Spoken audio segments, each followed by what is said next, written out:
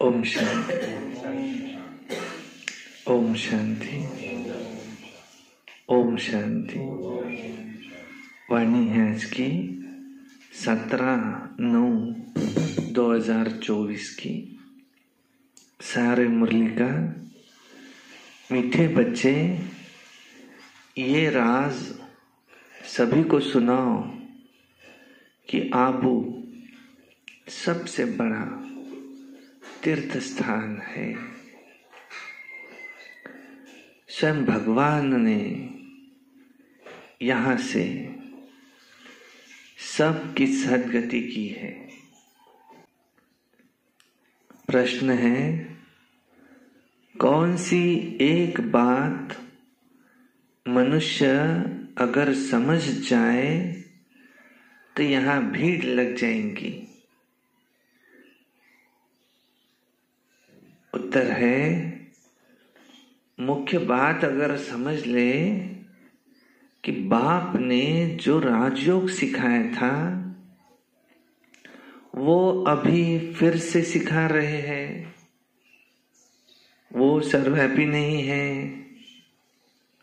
बाप इस समय आबू में आकर विश्व में शांति स्थापन कर रहे हैं और उसका ये जड़ यादगार देलवाड़ा मंदिर भी है। आदि देव भी चैतन्य में यहाँ बैठे हैं। ये चैतन्य देलवाड़ा मंदिर है। ये मधुबन चैतन्य दिलवाड़ा मंदिर है, ये बात अगर समझ लें तो आबू की महिमा हो जाए और यहाँ भीड़ लग जाए, आबू का नाम बाला हो गया तो यहाँ बहुत आएंगे।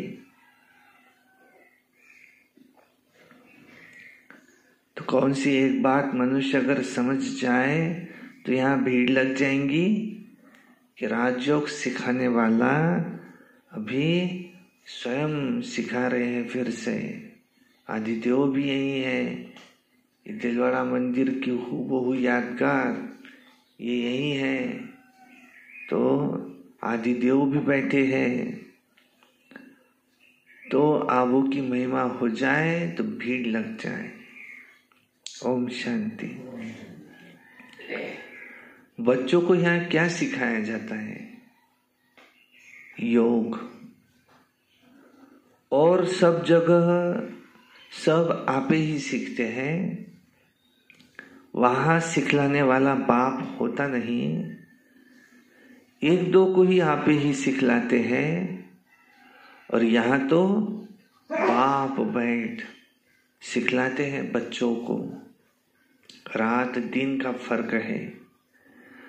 वहां तो बहुत मित्र संबंधी आदि याद आते रहते हैं, तो इतना याद नहीं कर सकते हैं, इसलिए देही अभिमानी बहुत मुश्किल बनते हैं। और यहाँ तो देही अभिमानी तुमको बहुत जल्दी बनना चाहिए। परंतु बहुत है जिनको कुछ भी पता नहीं है। शिव बाबा हमारी सर्विस कर रहे हैं, वे हमको कहते हैं अपने को आत्मा समझ बाप को याद करो। जो बाप इनमें विराजमान है, ब्रह्मा बाबा में यहाँ विराजमान है, उनको याद करना पड़ता है। बहुत बच्चे हैं जिनको ये निश्चय ही नहीं है कि शिव बाबा ब्रह्मा तन द्वारा वो हमको सिखला रहे हैं।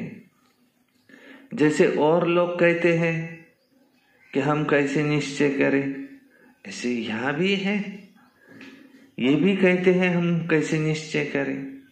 और अगर पूरा निश्चय नहीं होगा तो बहुत प्यार से याद करते करते अपने में बल भरते, बहुत सर्विस करते,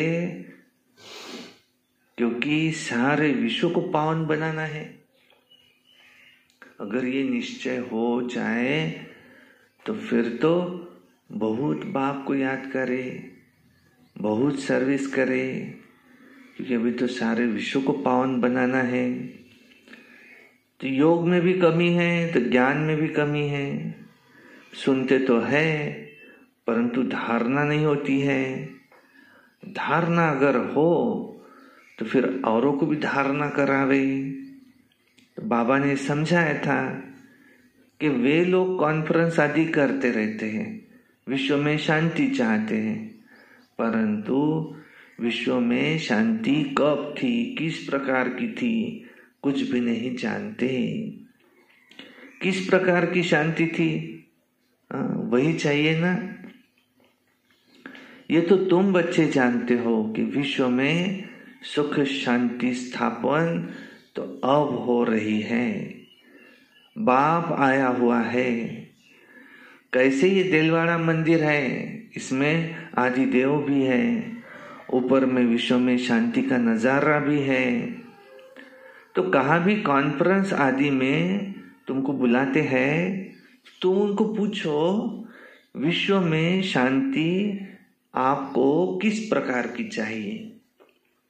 इन लक्ष्मी नारायण के राज्य में विश्व में शांति थी, वो तो दिलवाड़ा मंदिर में पूरा इसका यादगार है।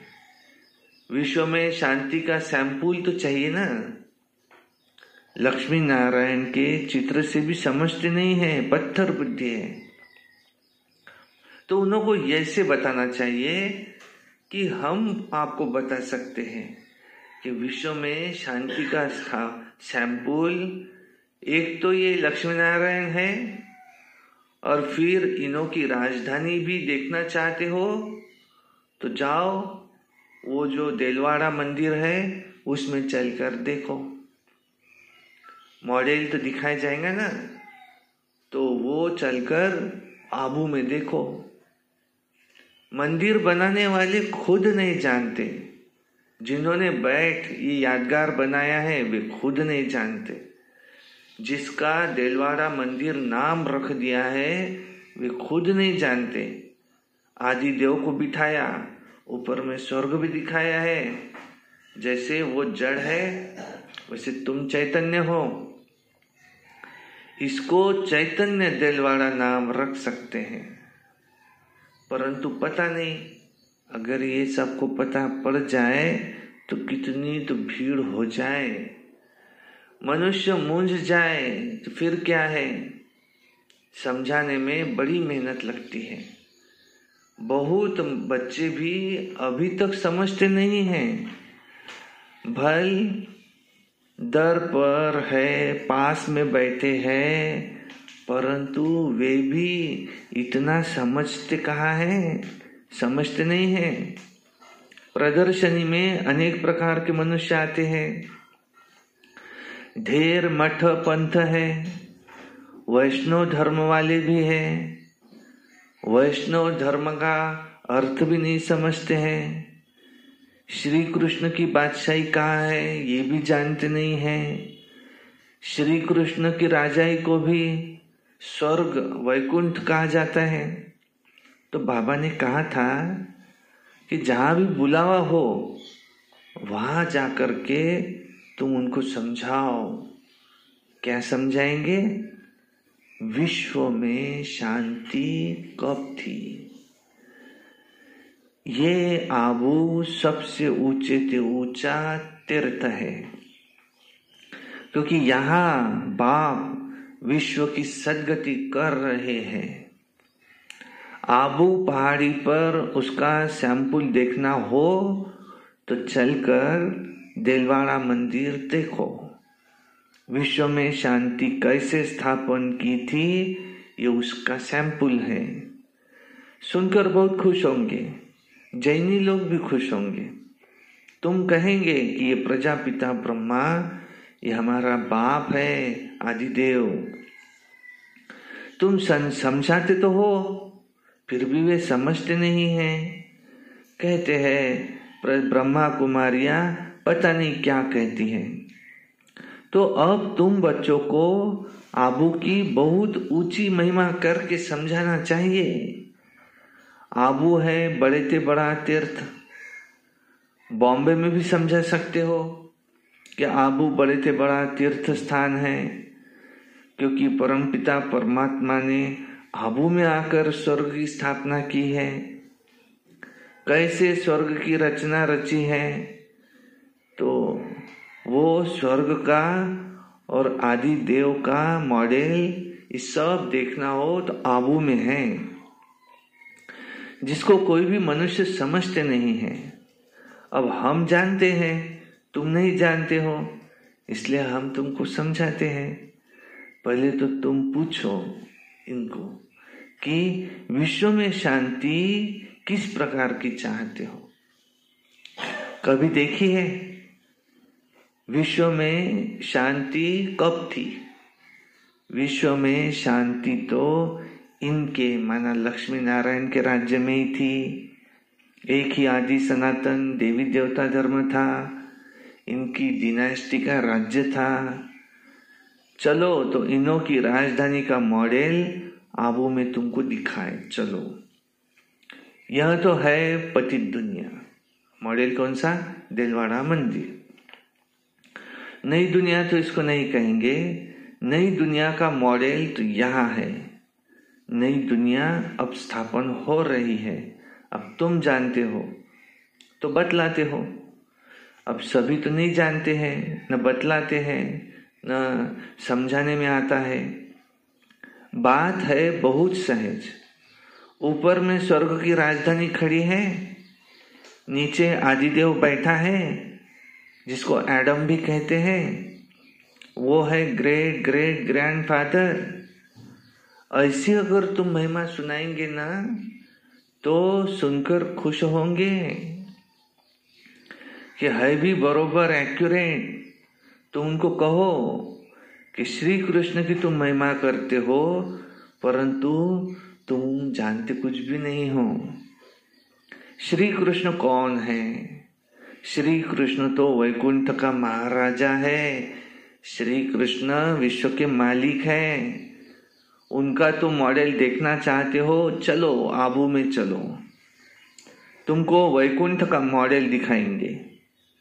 कैसे पुरुषोत्तम संगम युग पर राजयोग सीखते हैं, चलो दिखाएंगे, जिससे कि फिर वे विश्व के मालिक बने। वो भी मॉडल तुमको दिखावे। संगम युग की तपस्या भी दिखावे। प्रैक्टिकल जो हुआ था उसका यादगार दिखाए। शिव बाबा जिसने लक्ष्मी नारायण का राज्य स्थापन किया था उनका भी चित्र है। अम्बा का भी मंदिर है। अम्बा को 10-20 भुजाएं नहीं है, उनको भुजाएं तो 2 ही होती है। तुम आओ तो हम तुमको दिखाए। वैकुंठ भी आबू में दिखाए। आबू में ही बाप ने आकर सारे विश्व को हेवन बनाया है, सद्गति दी है। आबू सबसे बड़ा तीर्थ है। सब धर्म वालों की सद्गति करने वाला जो एक ही बाप है, उनका यादगार चलो तो आपको हम आबू में दिखाए। आबू की तो तुम बहुत महिमा कर सकते हो, तुमको सब यादगार दिखाए। क्रिश्चियन लोग भी जानना चाहते हैं ये प्राचीन भारत का राजयोग किसने सिखाया, ये क्या चीज थी। तो बोलो कि चलो हम आबू में आपको ये दिखाए। वैकुंठ भी पूरा एक्यूरेट बनाया हुआ है ऊपर में छत में। तुम ऐसा नहीं बना सकते हो तो ये अच्छी रीति बताना है। देखो टूरिस्ट धक्का खा करके जाते हैं तो वो भी तो आकर के समझे। तुम्हारा आबू का नाम बाला हो गया ना तो बहुत आएंगे। आबू बहुत मशहूर हो जाएगा। जब कोई पूछते हैं कि विश्व में शांति कैसे हो, सम्मेलन आदि में निमंत्रण देते हैं, आपको तो पूछना चाहिए कि विश्व में शांति कब थी। पीस कॉन्फ्रेंसेस, विश्व शांति सम्मेलन भरते हैं तो ये पूछना चाहिए। भाषण करने का काम पड़े तो या किसी को भी कुछ बताना है तो विश्व में शांति चाहते हो? जी हाँ चाहते हैं। विश्व में शांति कब थी, क्या वो जानते हो? विश्व में शांति कैसे थी? चलो हम आपको समझाएं, मॉडल्स आदि सब दिखाए। ऐसा मॉडल और कहा भी नहीं है। आबू ही सबसे बड़ा ऊंचा तीर्थ स्थान है कि जिसमें बाप ने आकर के विश्व में शांति सर्व की सद्गति की है। ये बातें और कोई नहीं जानते। तुम्हारे में भी नंबरवार है। भल बड़े महारथी म्यूजियम आदि संभालने वाले हैं, परंतु ठीक रीति से किसको समझाते हैं वह नहीं है। बाबा रीड तो करते हैं ना, पढ़ते तो है, समझते तो है। बाबा सब कुछ समझते हैं। जो भी जहां भी है उसको बाबा समझते हैं। कौन कौन क्या क्या पुरुषार्थ करते हैं, क्या पद पाएंगे, इस समय अगर मर पड़ा तो क्या पद पाएगा, बाबा सब कुछ समझते हैं।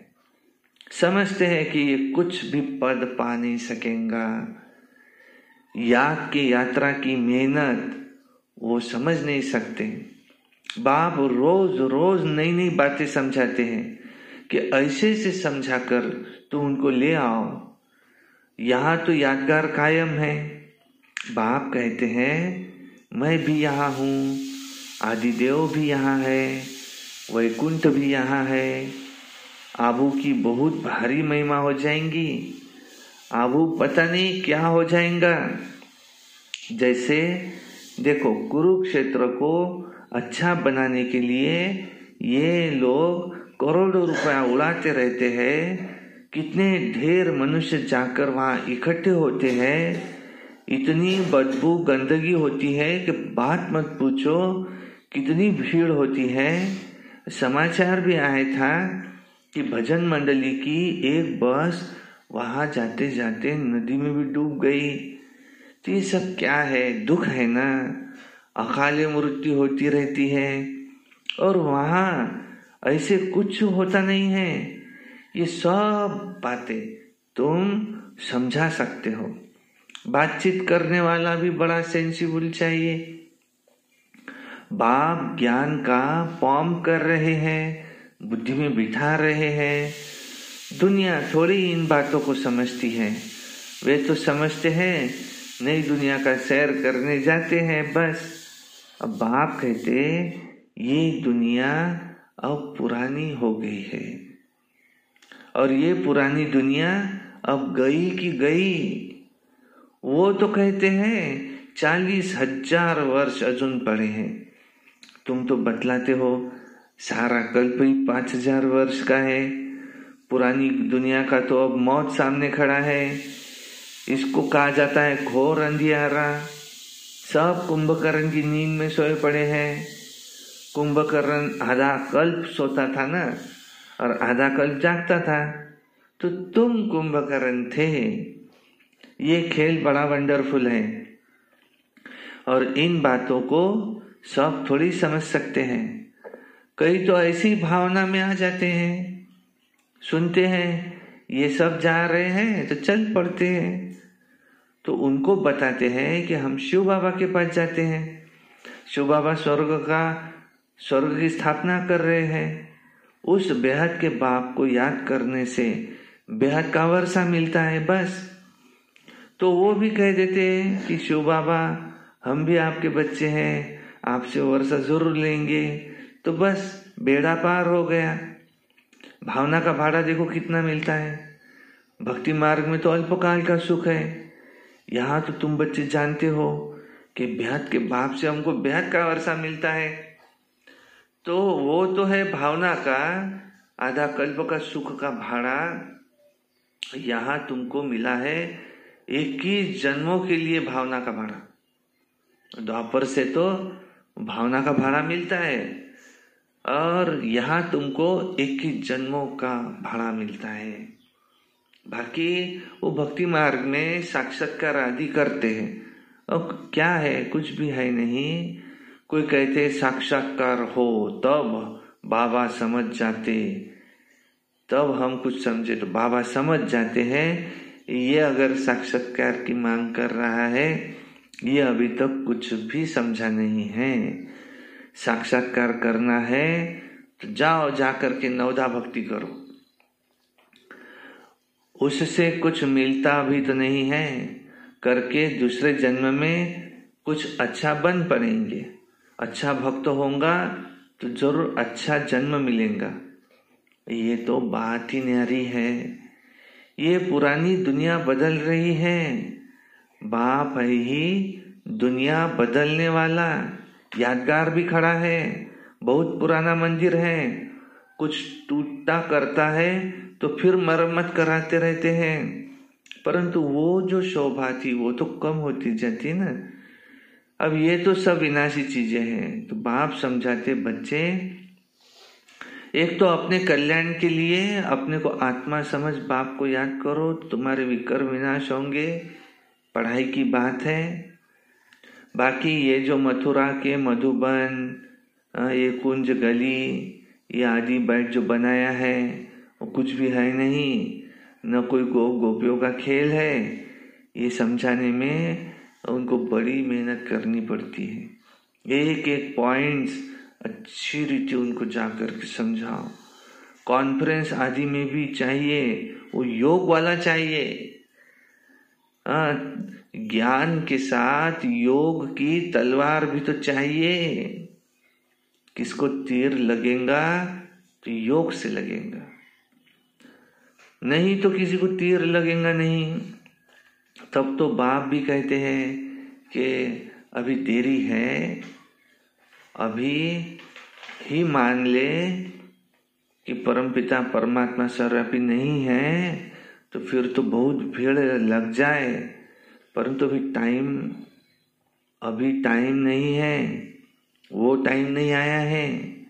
एक बात मुख्य अगर समझ जाए कि राजयोग बाप ने सिखाया था, जो फिर से इस समय सिखला रहे हैं, और इसके बदले नाम उनका डाल दिया है जो कि अभी सावरा है, कितनी बड़ी भूल की है, तो इससे तुम्हारा बेड़ा डूब गया है। तो ये अगर समझ जाए तो कितनी वहां भीड़ हो जाए। अब बाप समझाते, ये है तुम्हारी पढ़ाई है सोर्स ऑफ इनकम। स्वयं बाप तुम्हें मनुष्य से देवता बनाने के लिए पढ़ाने आते हैं, और इसमें पवित्र भी जरूर बनना है, फिर दैविक गुण भी धारण करने हैं, नंबरवार तो होती ही है। जो भी सभी सेंटर्स है सब नंबरवार है, सारी राजधानी स्थापन हो रही है, कोई मासी का घर थोड़ी है। बोलो कि स्वर्ग कहा जाता है सतयुग को, परंतु वहां का राज्य कैसे चलता है? देवताओं का झुंड देखना हो तो चलो आबू, चलो वहां आबू। और कोई ऐसी जगह नहीं है कि जहां ऐसे छत में राजाई दिखाई हो। भल अजमेर में स्वर्ग का मॉडल है, परंतु वो और बात है। और यहाँ तो देखो देलवाड़ा मंदिर में आदि देव भी दिखाया है। सतयुग किसने स्थापन किया, कैसे स्थापन किया, ये तो एक्यूरेट यादगार है। अभी हम चैतन्य देलवाड़ा नाम लिख नहीं सकते हैं। जब मनुष्य खुद समझ जाएंगे तो आप ही कहेंगे कि तुम ऐसे लिखो। अभी नहीं, अभी तो देखो थोड़ी बात में से थोड़ी सी बात में वो क्या कर देते हैं ना? क्योंकि क्रोधी भी बहुत है, देहाभिमान भी बहुत है। देह अभिमानी तो कोई हो नहीं सकता सिवाय तुम बच्चों के। तुमको तो पुरुषार्थ करना है, और ऐसे भी नहीं कि जो नसीब में होगा सो नहीं। पुरुषार्थी कभी ऐसे नहीं कहेंगे, वो तो पुरुषार्थ करते रहेंगे, और फिर जब फेल होते हैं तब कहते हैं जो तकदीर में था, जो था वो मिला। समझा? अच्छा, मीठे मीठे सिक्के लधे बच्चों प्रति माता पिता बाप दादा का याद प्यार, गुड मॉर्निंग, नमस्ते। रूहानी बाप की रूहानी बच्चों को नमस्ते, और हम रूहानी बच्चों की रूहानी बाप दादा को याद प्यार, गुड मॉर्निंग, नमस्ते।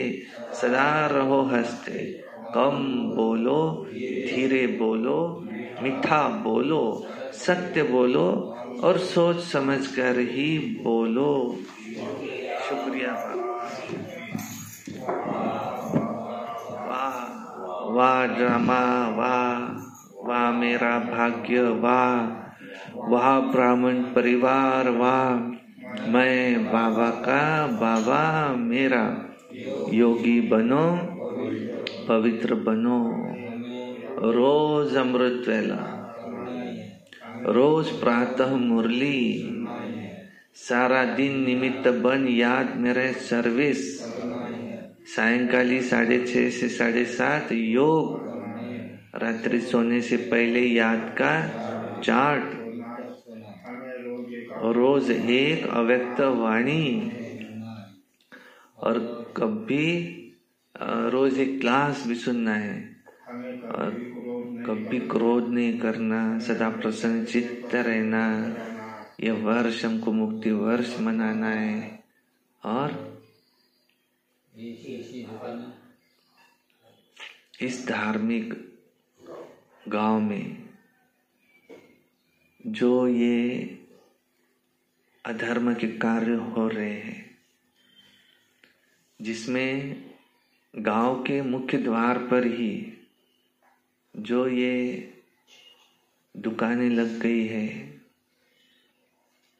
छी दुकानें, उसका नाम भी हम क्या ले, तो ये हिंसा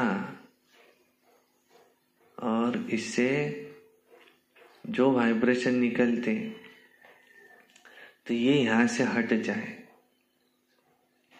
और सभी यहाँ की आत्माएं धर्म के रास्ते पर चले और ये अधर्म के कार्य समाप्त हो जाए, कि जिसमें राजा भी शामिल है, प्रजा भी शामिल है।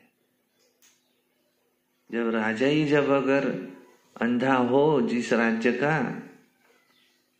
धृतराष्ट्र दिखाए है अंधा था, तो ऐसे कौरव का जहाँ राज्य हो तो, और इनकी संख्या भी अगर ज्यादा हो तो फिर क्या हो, अधर्म का राज्य।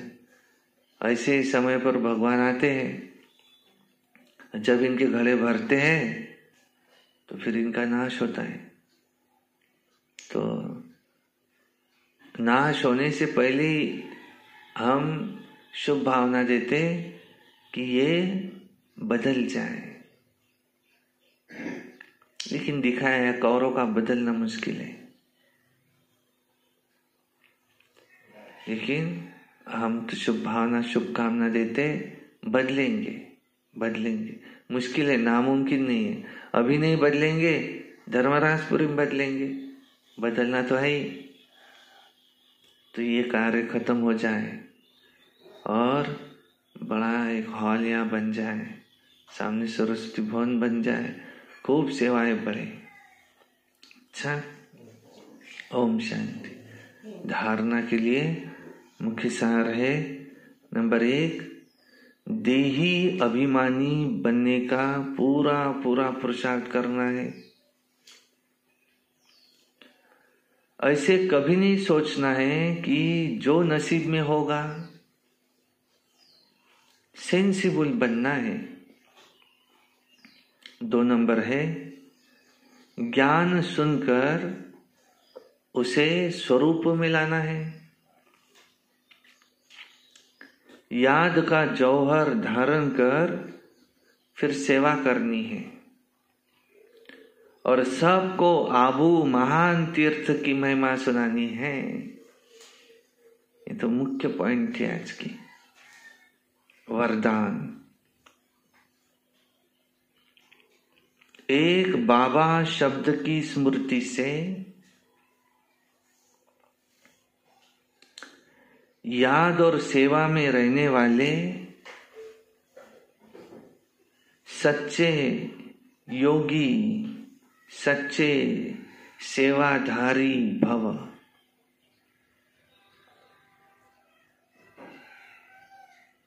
एक बाबा शब्द की स्मृति से याद और सेवा में रहने वाले सच्चे योगी, सच्चे सेवाधारी भव। आप बच्चे मुख से व मन से बार बार बाबा शब्द कहते हो। बच्चे हो तो बाबा शब्द याद आना या सोचना, ये भी योग है। और मुख से बार बार कहना कि बाबा ऐसे कहते, बाबा ने ये कहा, तो यही सेवा है। लेकिन इस बाबा शब्द को कोई दिल से कहने वाले हैं तो कोई नॉलेज के दिमाग से कहने वाले हैं। जो दिल से कहते हैं उन्हें दिल में सदा प्रत्यक्ष प्राप्ति, खुशी और शक्ति मिलती है, और दिमाग वालों को बोलने समय खुशी होती परंतु सदा काल की नहीं होती।